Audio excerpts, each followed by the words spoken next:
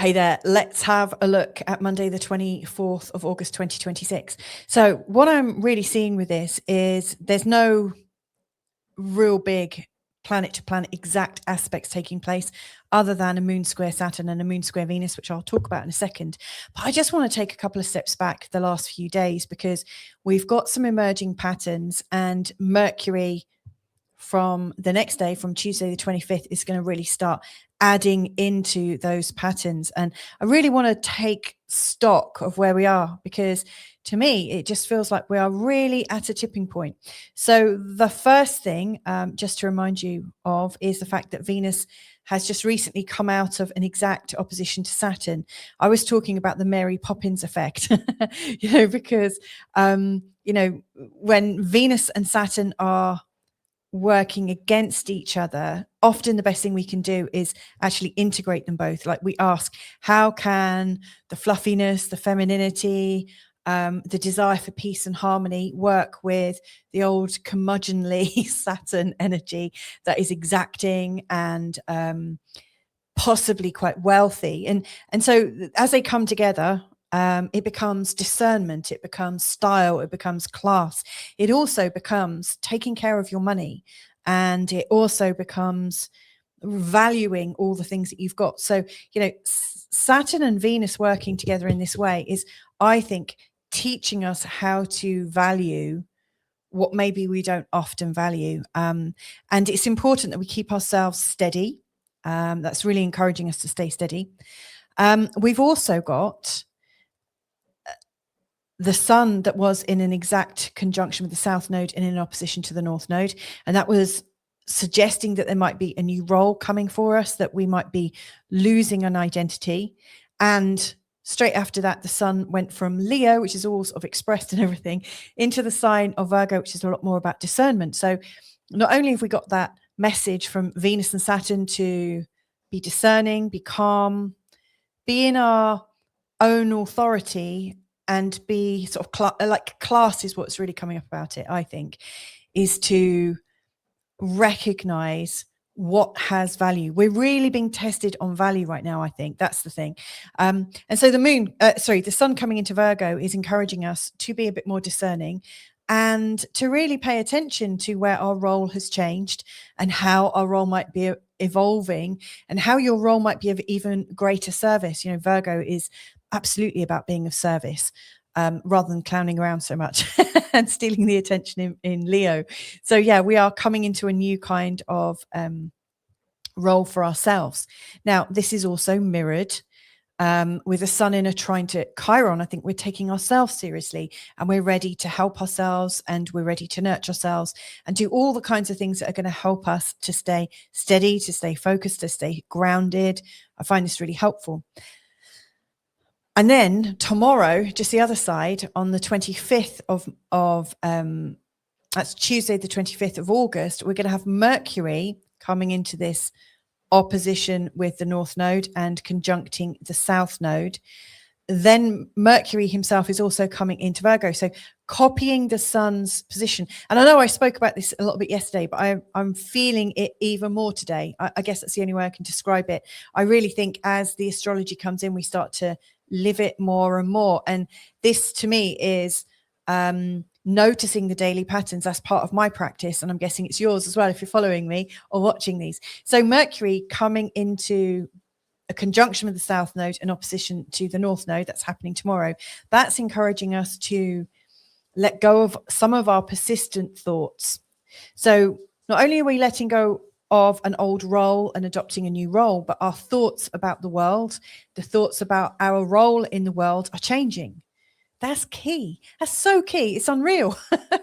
And, I'll be talking about Mercury going into Virgo tomorrow, but, he's going to be smarting up his act. We are going to be encouraged to think with a lot more seriousness. And again, that magical word, which is discernment. And again, that discernment just reminds me of this aspect here, which I think I might forever call Mary Poppins, because I'm just thinking of that stiff upper lip, but, shiny person. So yeah, this is an interesting little moment. We're sort of in between Mercury and the sun. We are kind of biding our time. And so what really catches my attention today, and this is probably why I started on this track, is because on Monday the 24th, the moon is going to make an exact square to Saturn first, and then make an exact square to Venus. So we're going to have what's known as a T-square between the moon and Saturn and Venus. But that's not all, because it might not be exact, but there still is a T-square between Venus and Saturn and Mars. And also, just because I've put Ceres in here, I often have her in my charts. Ceres, which is the beautiful icon for motherhood and nurturing situations, and also cycles of grief and processing grief. But Ceres is also in here. So actually, on the 24th, what looks like an innocuous day, because it's just two exact moon movements, is actually something far stronger, because we've got a really strong, emotive grand square, or grand cross, great square even. I've heard it called loads of names. So grand square is the one I'm going to go with.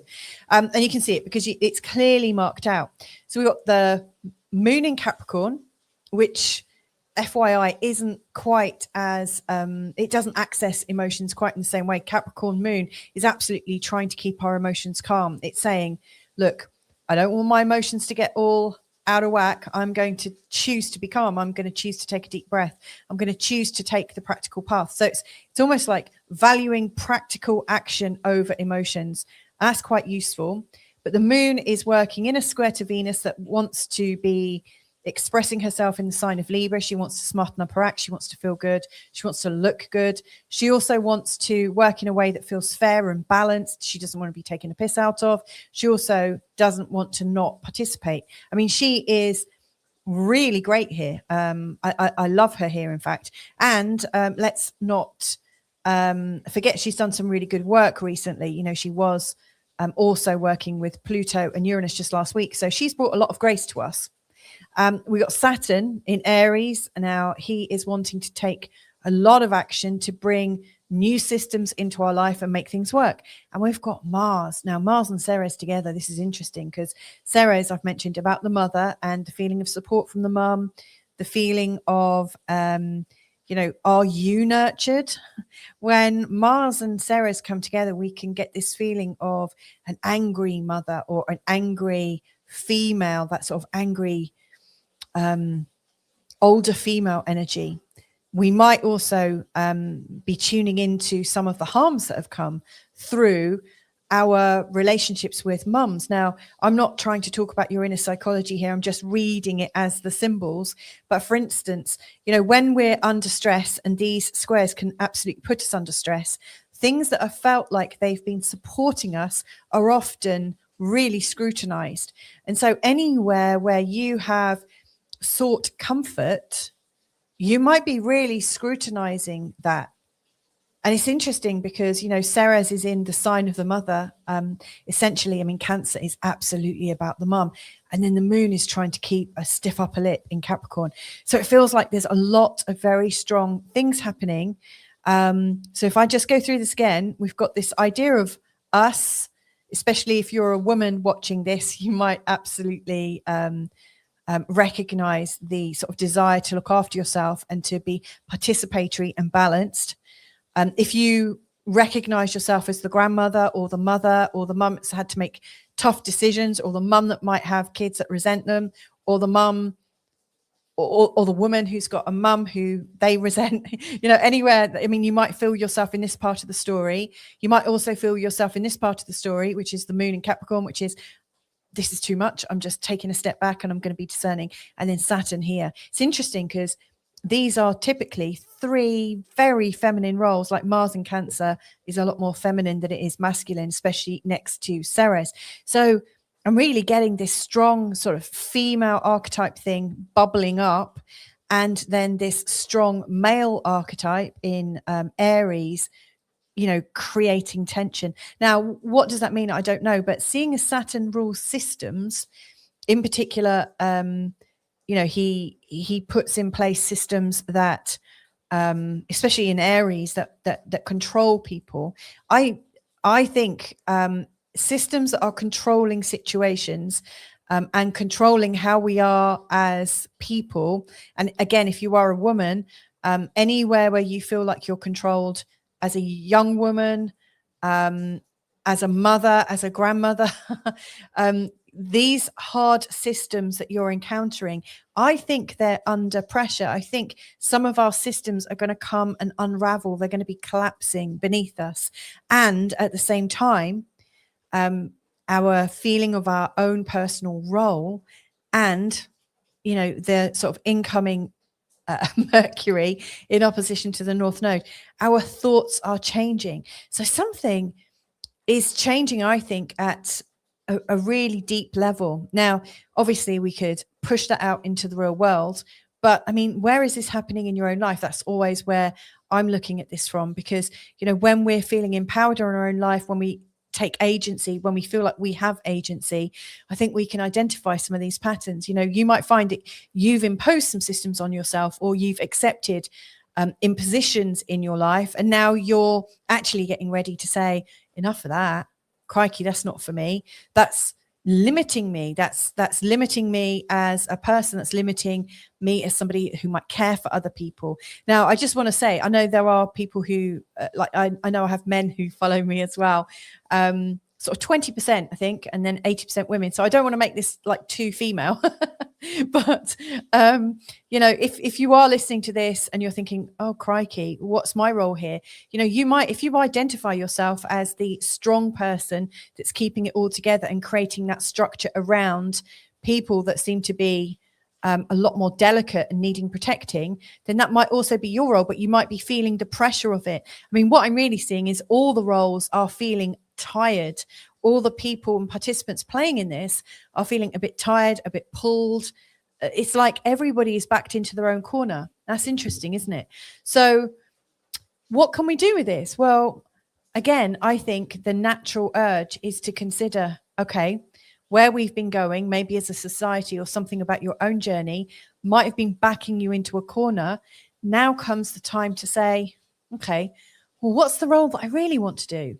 Like, if money wasn't an issue, like if time wasn't an issue, if my responsibilities weren't an issue, what would I do that would be my new role? And how might it help me? How might it help my local community? How might it help more people than my even community? Because, you know, the Sun and Mercury coming into Virgo absolutely want to be of service.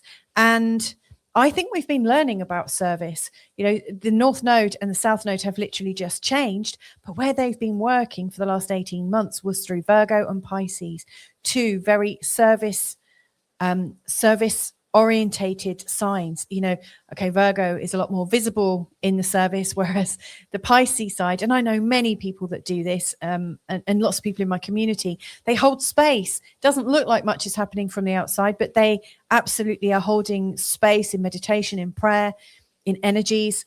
You know, being of service is something we've had to experience, and we've got quite good at it. So yeah, I don't know what's coming up for you or how you might be evolving to be a lot more of service. I suggest you do it to yourself first a lot more, because, you know, when you're going from a full cup and when you're feeling replenished, you're so much more powerful. And actually, you know, that mirrors the astrology, which is also asking us to replenish ourselves with Mercury in that trine to Chiron. So in many ways, Monday, the 24th of August is a continuation of yesterday's forecast, but I think this goes much deeper. And I think hopefully it's been helpful. So sending you lots of love. I hope you have a great day. If you want to unpack some of this on a small little level, but a powerful level, then join me tomorrow. I'm going to be launching my very first 5-minute astrology daily. Each day, I'm going to be posing a question within a short video that's getting you to use some aspect of our current astrology and helping you to interpret it. You don't need to know anything about astrology at all. In fact, I've got a 10-part getting started series with very, very short videos. They're all under 5 minutes. So there's a lot of support there. And if you join my community on the school platform, which has now changed names to 5-Minute Astrology, and you could use the QR code just above, then you can share what you're learning within our community. I really think this can be a time when we can help each other, when we can support each other, and when we don't have to feel like we're doing this all on our own, and we can actually empower each other. If you come over to my community, you'll notice that loads of people, we're all supporting each other. So lots of love to you. Maybe I'll see you in my community, but if not, just have a great time.